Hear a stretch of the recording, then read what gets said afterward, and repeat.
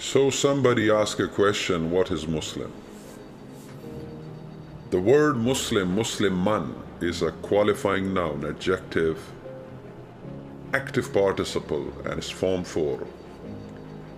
The term Muslim has a very deep connotation. It is not like a degree that has to be qualified or a complete course like a doctor, lawyer, engineer, or chartered accountant.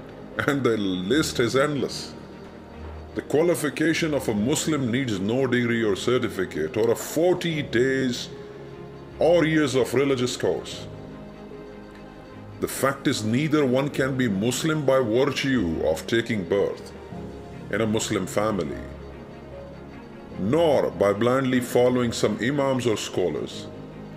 We have to earn the title by continuously struggles against our own psyche or soul. To be sound and peaceful or remain a Muslim in any situation is not easy except for the humble and patient. Being a Muslim is not even about worshipping a single God or believing in many gods.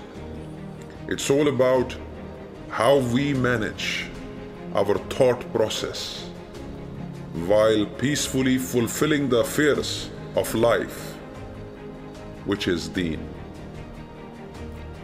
A Muslim originally is a natural conscious mindset that surrenders to sound reason, logic, and peace, irrespective of circumstances.